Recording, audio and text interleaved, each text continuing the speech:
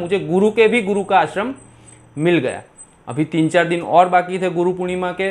इस बार गुरु पूर्णिमा मंडे को थी, तो हमने संडे को ही अगले दिन, गुरु पूर्णिमा के अगले दिन वहाँ पे बाबा नित्यानंद धाम के आश्रम में जाने का डिसाइड किया एंड हमने उस हिसाब से उसका प्लान किया।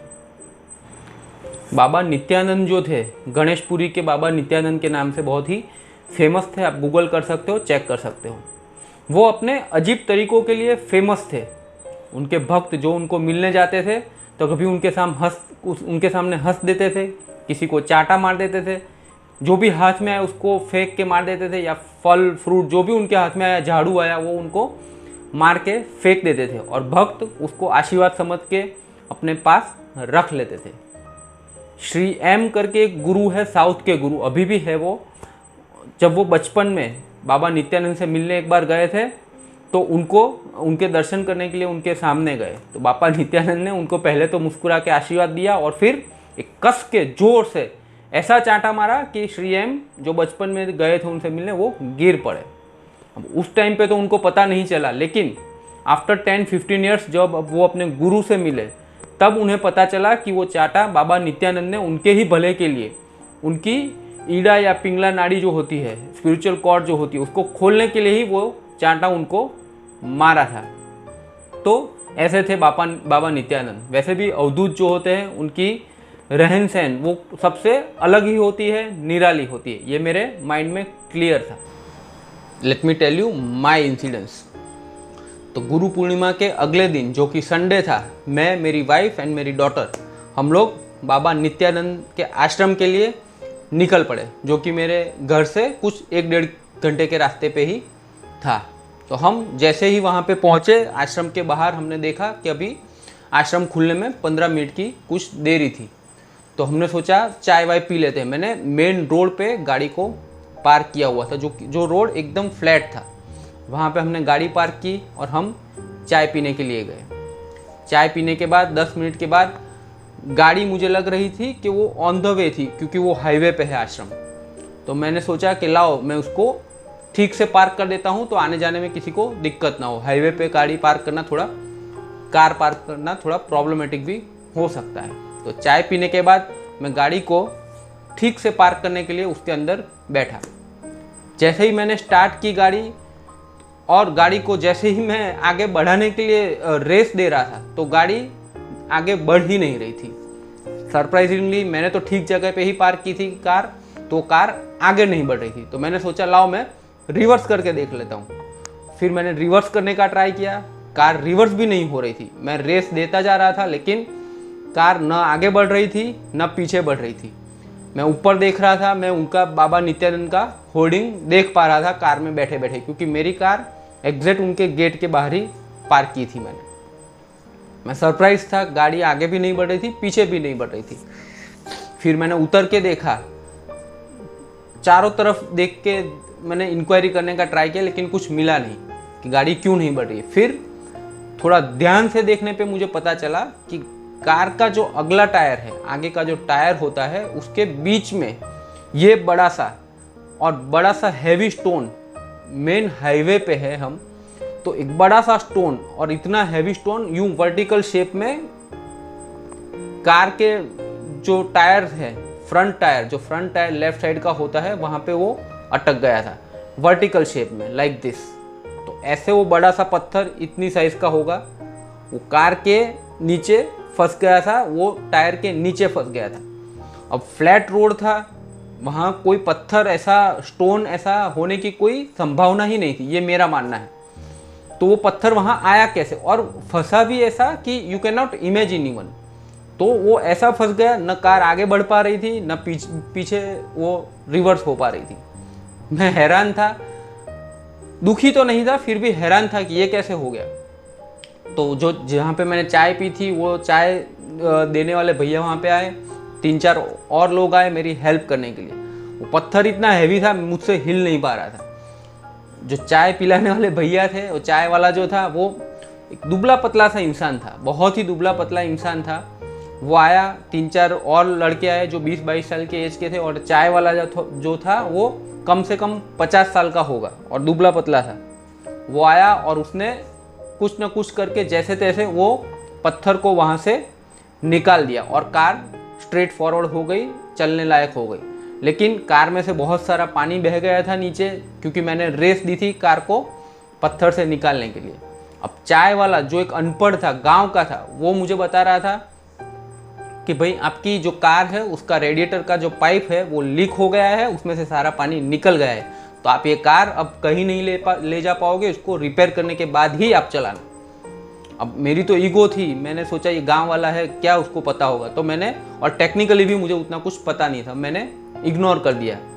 जैसे तैसे वो लोग गए, फिर हमने सोचा एक बार दर्शन करके तो आ ही जाते, फिर देखते क्या होता है। एक बार मैंने कार स्टार्ट करके देखी, कार स्टार्ट हो रही थी, मैं खुश था, और हम दर्शन करने के लिए बाबा नित्यानंद के आश्रम में अंदर चले गए। बाबा नित्यानंद के आश्रम का एनवायरनमेंट बहुत ही डिवाइन था, बहुत ही पावरफुल एनर्जी थी वहाँ पे।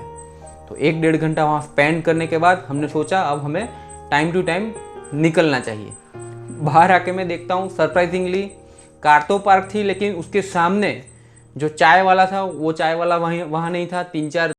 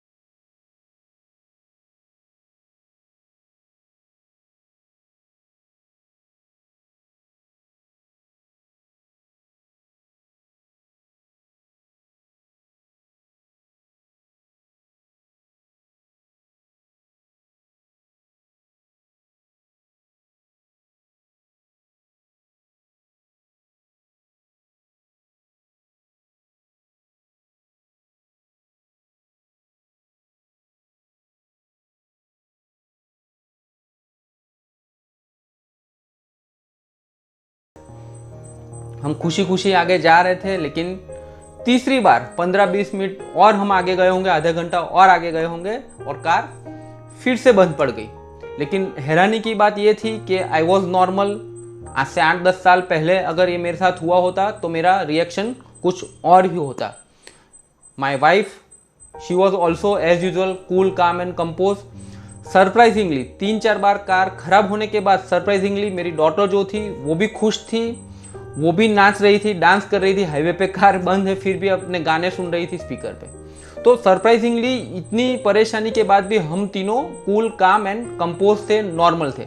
बैक ऑफ द माइंड मुझे पता चल गया था ये गुरु की परीक्षा ही है, और इसे हमें हंसी हंसी, खुशी खुशी इसको पार करना है।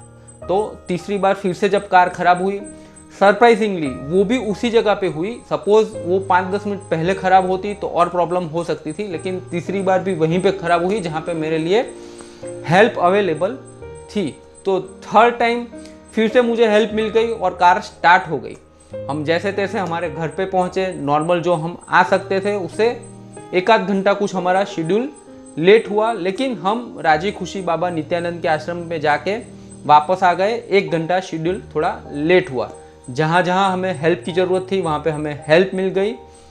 तो कहने का मतलब, गुरु परीक्षा लेता है, डेफिनेटली लेता है, लेकिन एक बात और पक्की है, अगर आपका विश्वास पक्का है, आपकी साधना अगर सच्ची है, तो गुरु आपको पास करने में भी आपकी डेफिनेटली हेल्प करता है। तो इस तरह से 3 बार कार खराब होने के बावजूद we were cool, calm and compose, हमें विश्वास था, तो हम हेल्प हमें राइट टाइम पे मिल गई और हमारी जर्नी पीसफुली कंप्लीट हुई।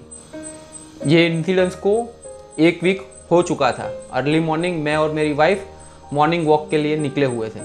मैं मॉर्निंग में ये इंसिडेंट्स को याद कर रहा था और अपनी वाइफ से बता रहा था कि ये डेफिनेटली बाबा ने हमारी परीक्षा ली है और हमें उसमें से बाहर निकलने में भी हमारी हेल्प की है। परीक्षा ली और उसको पास करने में हमारी हेल्प की, ये हमारी मॉर्निंग में डिस्कशन चल रही है। अब देखना आप क्या इसका प्रूफ, जो मैं बोल रहा था कि मैं इसका प्रूफ भी दूंगा, तो इसका प्रूफ, इसका कंफर्मेशन भी मुझे उसी दिन मिलता है। मॉर्निंग में डिस्कशन कर रहा हूँ मैं,